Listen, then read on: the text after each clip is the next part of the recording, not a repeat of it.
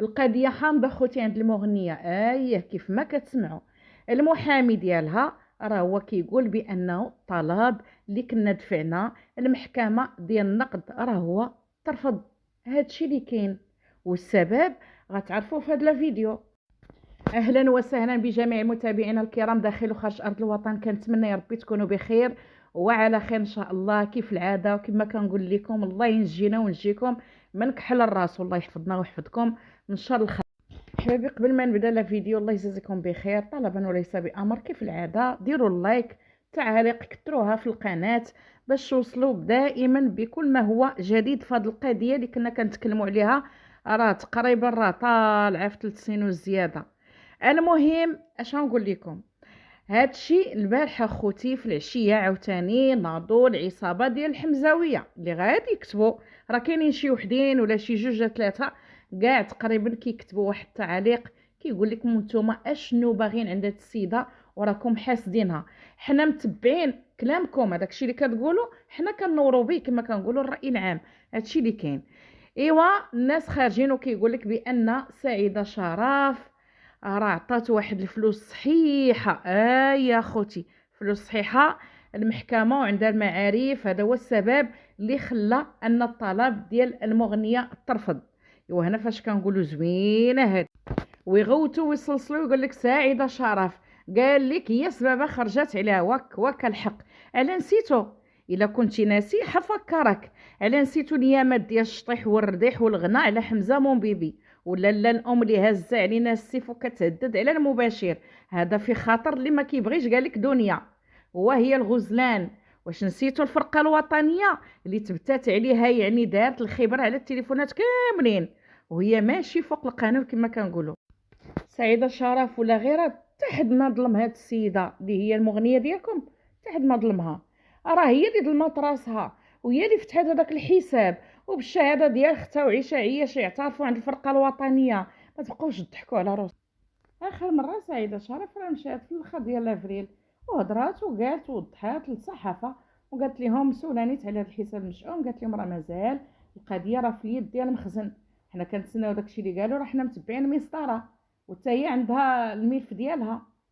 الاخرى حاطه الملف ديال الشكايه والاخرى حاطه الملف ديال هاد الصداع، هاد الحساب مشؤوم. صافي، يعني ما تبقاوش خرجوا وتبداو توهموا الناس وتقولوا هاد السيده راهي بريئه. وحنا كنا شفنا المغنيه الوقيته فاش كنا كنتكلموا ناط بالزربه حملات باش حكا ما تحكمش، وقالها نيت المحامي ديالها بوعشرين الله يرحمه، خرج قال لك الموكله ديالي ان هي ما عندها حتى علاقه في هذا الملف وبركه عليها وبركه وطاطا الى اخره الله يرحمه. المهم راه حنا هادشي حنا عارفين، المحامون كاملين ضروري خصو يدافع على الموكل ديالو ولو يكون قاتل الروح. فهمتوا اخوتي؟ راه ضروري غيدافع عليها.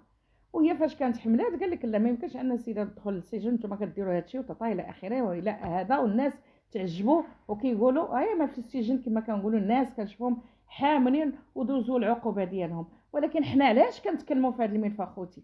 كنتكلموا لان هاد السيده ماشي فوق القانون، ودائما كيخرجوا هاد الربيع ديال هادي كيدافعوا عليها وكيقول لك نتوما غير داويين غير كتكلموا وحرام عليكم والسيده راهي مظلومه. والسيده راه الفرقه الوطنيه هي اللي تبتات. حنا داكشي اللي قالته المحكمه الا خرجت وقالت هاد السيده بريئه صافي حنا ماشي احسن من المخزن. صافي هذا هو الكلام. ولكن حنا متبعين الكلام اللي نتوما كتعطيو المشاهدين ديالكم مغالطات، شي كلام اللي ما يدخلش اخوتي العقل نهائيا.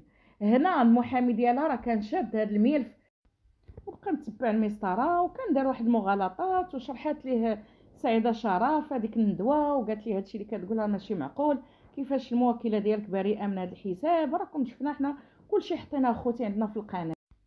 من بعد عاد كيقول وصافي خليو مازال غادي نراجعوا هذا الملف وهذا راه زعما اش نقول لكم، لا حول ولا قوه الا بالله.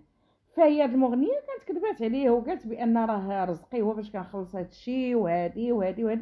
جات واحد المكالمه بان راه فلان اللي كاين في طنجه اللي سميتو ميسي هو اللي عطى الفلوس مبالغ صحيحه. وهضر معاه وقال له علاش كتكذبي عليا في هذا الشيء؟ كان عليك انك تصالحيني، كنتي قلتي داك السيد ما كتعرفيش. المهم القضيه مرونه مزعلكه مخربقه، والسيد انه كيروج هذا الشيء ديال التخربيق ديال الهلوسه اللي كيتباع. وراه حنا تكلمنا على هذاك ميسي شحال من خطره، وسيده مهم فيها الخوات بزاف بزاف بزاف. يعني حتى هذاك ميسي راه كما كنقولوا القضيه داخله في ملف حبزه وبيبيه والشلايض والروينه وزيد وزيد وزيد وزيد. حنا دابا كنشرحوا الناس متبعين هذه القضيه، ما خصكمش توهموهم ولا تقولوا بان راه هاد السيده هذه راهي بريئه وسعيده شرف راهي عطات الفلوس صحيحه. وسعيده شرف ملي غتسمع هادشي راه عاوتاني غدير شكايه بكم بهذا الكلام اللي كتروجوه ديال الاكاذيب. كيفاش هاد السيده غتعطي تاني الفلوس الرشوه داخل المحكمه؟ واش نتوما حمقين؟ نتوما ما كتشوفوش دابا هادشي اللي كيتنقى عندنا في المغرب ما شاء الله يوم على يوم؟ هذا كيتعتقل واخا يكون برلماني وزير كيما بغى يكون.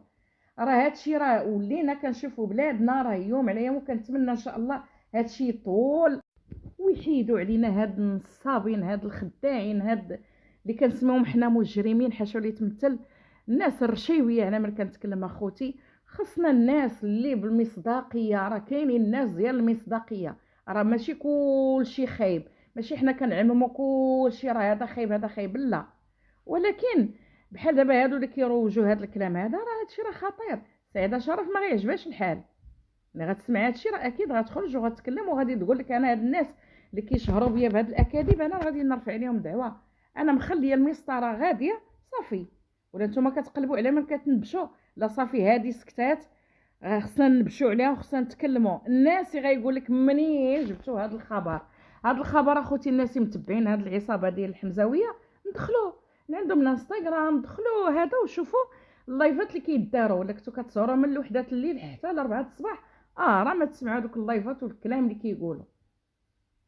ولكن حنا ما كندخلوا نسمعوا حتى كيتكتب واحد العنوان على فلانه راهي مظلومه، راه فلانه هي اللي جبداتها، عاد كنقول انا حيت ما مساليش اليوم باش نبقى التفاهات ديالهم خاويه. ملي كنشوف هذاك العنوان اللي مكتوبه فيه مثلا المغنيه ولا سعيده شرف كنتصنت كنسمع كنقول هاد الناس هادو ثاني اينا كذبه داروا، خصني باش نسمعوا نعطيو الراي العام الكلام اللي صحيح ماشي المغالطات غير جيبها فم وقول.